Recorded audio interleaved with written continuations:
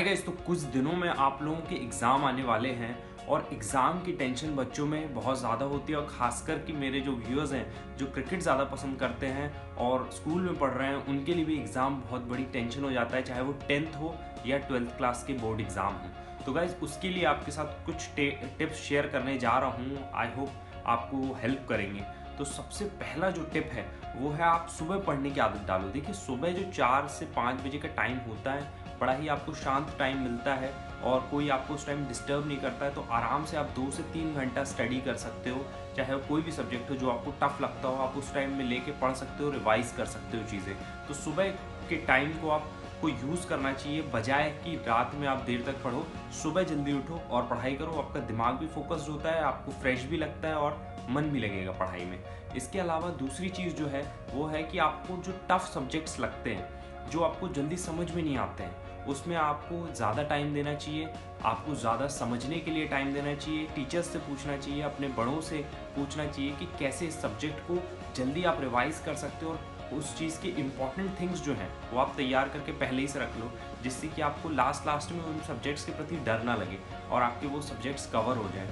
उसके अलावा third point है कि आपको टाइम टेबल के साथ पढ़ना चाहिए कि सुबह से लेकर रात तक आपका टाइम टेबल क्या हो, ताकि गैर ज़रूरी चीज़ें जैसे घूमना फिरना या फिर खाने में ज़्यादा टाइम लगाना या फिर मोबाइल में ज़्यादा टाइम लगाना या टीवी देखने में ज़्यादा टाइम लगाना, तो अगर आपका टाइम टेबल बंधा रहेगा तो आप उसको फॉलो कर पाओगे। और अगर आप बनाओगे नहीं तो फिर फॉलो करने के लिए कुछ रहेगा ही नहीं। तो एटलीस्ट आपको टाइम टेबल बना लेना चाहिए और सुबह से लेकर रात तक उसको फॉलो करना चाहिए।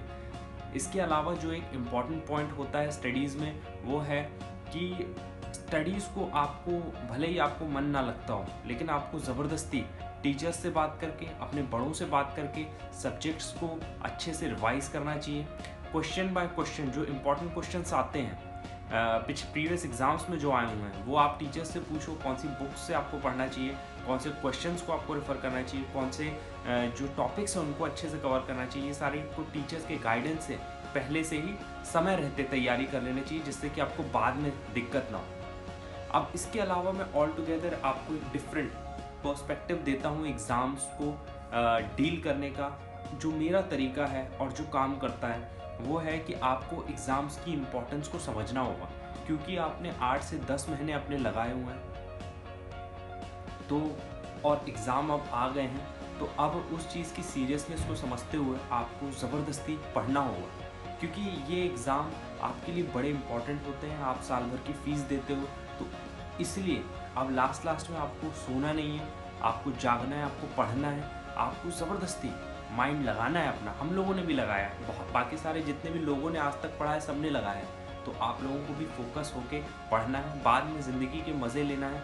एग्ज़ाम के बाद का जो टाइम होता है, उन छुट्टियों का आप मज़ा ले सकते हो। लेकिन हाँ, मैं ये नहीं कहूँगा कि आपको बाद में मज़े ही मज़े हैं। हर समय एग्ज़ाम आते रहते हैं, पढ़ने का टाइम आता है, लेकिन रिलैक्समेंट का भी टाइम मिलता है। तो अभी पढ़ने का टाइम है, आप पूरी जान लगा दो पढ़ने में। टीचर्स से पूछो, अच्छी बुक्स से रेफ़र करो, क्वेश्चन आंसर्स को पहले से प्रिपेयर करके रखो, समय रहते रिवीजन के लिए टाइम निकाल लो, टाइम टेबल के साथ पढ़ो, सुबह पढ़ाई करो, अच्छा खाना खाओ, फिट बने रहो और कॉन्फिडेंस में रहो। डरो नहीं किसी चीज़ से। एग्ज़ाम में जो भी आएगा देखा जाएगा। अगर आप कवर कर लोगे अच्छे चीज़ें तो आपको किसी चीज़ से डर नहीं लगेगा। अपने टीचर से खुल के बात करो, अपने पेरेंट्स से खुल के बात करो और अपने दोस्तों से खुल के बात करो। पढ़ाई का एक माहौल बनाओ जिससे कि आपका ये एग्ज़ाम बहुत अच्छा निकले और अल्टीमेटली आपको रिज़ल्ट बहुत अच्छा मिले। और फिर मैं तो आपके साथ हुई, फिर हम लोग जो भी आप करना चाहते हैं लाइफ में हम करेंगे, चाहे वो क्रिकेट खेलना हो, चाहे वो कोई जॉब हो या फिर सिंगर बनना हो या आर्टिस्ट बनना हो। बिल्कुल उस चीज़ के गाइडेंस के लिए मैं आपके साथ हमेशा हूँ, आपके कॉन्फिडेंस को बनाए रखने के लिए और आपके मोटिवेशन को बनाए रखने के लिए।